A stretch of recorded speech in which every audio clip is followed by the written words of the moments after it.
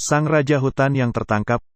Di suatu hutan belantara, hiduplah seekor singa bernama Leo. Dia dijuluki Sang Raja Hutan, karena tidak ada seekor pun binatang yang berani melawannya. Leo sangat kuat dan gagah perkasa, suaranya akan membuat semua binatang tunduk kepadanya. Suatu hari ia mengumpulkan singa-singa lainnya dan berkata, "Hari ini kita akan pergi berburu untuk mencari makan." Mendengar hal itu, semua singa-singa lainnya setuju dan pergi mengikutinya.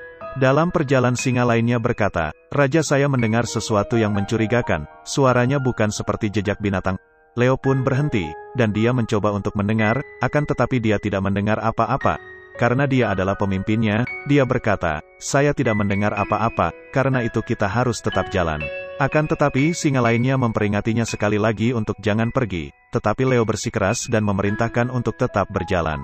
Di tengah perjalanan, tiba-tiba mereka dikejutkan oleh sekumpulan pasukan tentara yang melemparkan jaring ke arah mereka. Singa-singa ini terkejut dan mereka pun berusaha menyelamatkan diri masing-masing.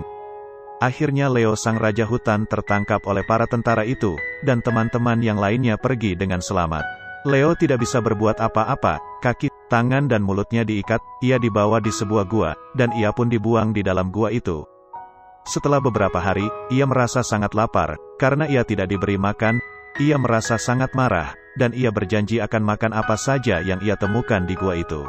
Suatu hari ia melihat pintu gua itu terbuka, dan ia sangat senang sekali, karena mungkin mereka akan melemparkan makanan kepadanya, dan benar saja, tiba-tiba ada seorang yang dibuang dalam gua itu.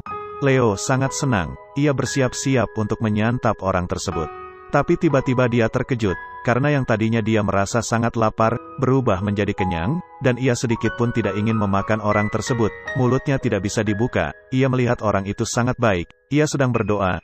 Sepanjang malam Leo hanya duduk diam sambil menatap orang itu. Siapakah gerangan orang itu sehingga membuat saya tidak mau untuk memakannya? Keesokan harinya, di pagi hari ada seorang yang kembali membuka pintu gua itu dan mencari tahu apakah orang ini masih hidup atau sudah mati, dan dia berkata, "Aku masih hidup." Akhirnya orang ini pun dilepaskan dari gua singa, dan beberapa waktu kemudian ada beberapa orang yang dimasukkan dalam gua, dan tiba-tiba Leo merasa lapar dan dia menjadi sangat ingin makan. Akhirnya tidak menunggu lama, Leo pun menerkam orang-orang tersebut dan memakan mereka. Siapakah orang pertama yang dimasukkan dalam gua tadi? Ya benar, dia adalah Daniel. Tuhan menjaga dan melindunginya, karena dia rajin berdoa dan hidup takut akan Tuhan.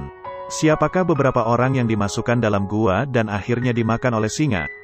Mereka adalah orang-orang yang memfitnah Daniel dan mereka tidak mau menyembah kepada Tuhan. Pelajaran yang kita dapat melalui cerita ini adalah, jadilah anak yang takut akan Tuhan, dan rajin berdoa, maka Tuhan akan melindungi dan menjauhkan kita dari mara bahaya.